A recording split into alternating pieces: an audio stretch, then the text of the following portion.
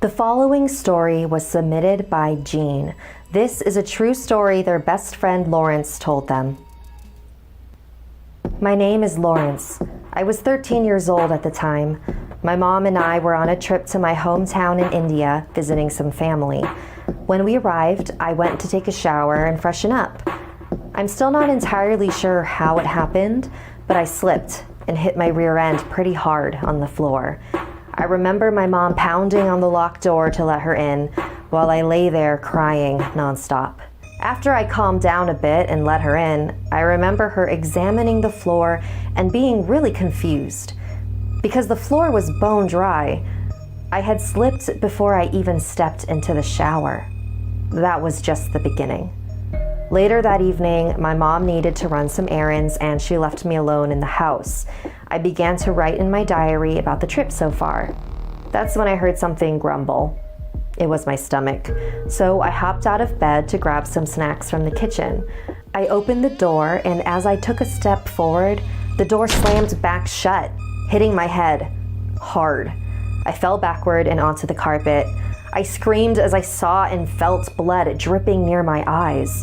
It hurt so bad.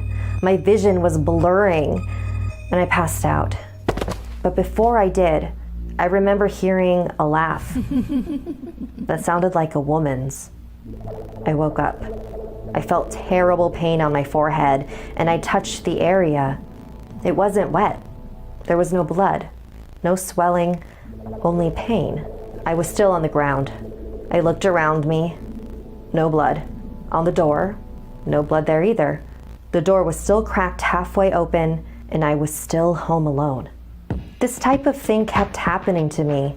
I would get inexplicably hurt, but ultimately end up fine. Like the next day, I was hit by a bus. Another day, a knife flew at me while I was alone in the kitchen. One time, I began choking out of nowhere. Every time something like this happened, I heard that same eerie laugh. The day before my 14th birthday, I decided to tell my mom. I had counted 8 times that I had nearly died, and I didn't want it to happen anymore. While I was explaining every incident to her, I could see the blood drain from her face. She grabbed my hand and pulled me outside, her other hand making calls on her cell phone. I remember feeling really scared. Did I do something wrong? A short ride later, we arrived at a church. The rest of my family was already waiting there. They ushered me inside, and my grandma proceeded to tell me what was going on.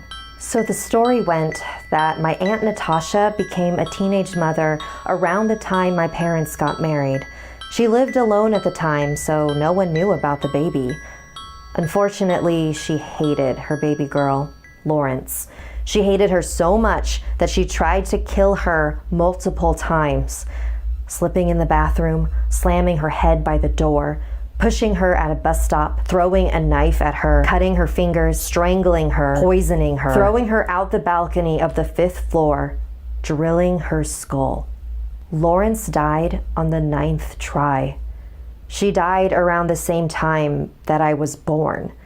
The only reason my family knows about any of this is because when Aunt Natasha visited me for the first time and heard my name, Lawrence, she confessed everything. I was just 3 years old at the time. My family had her committed to an institution after that.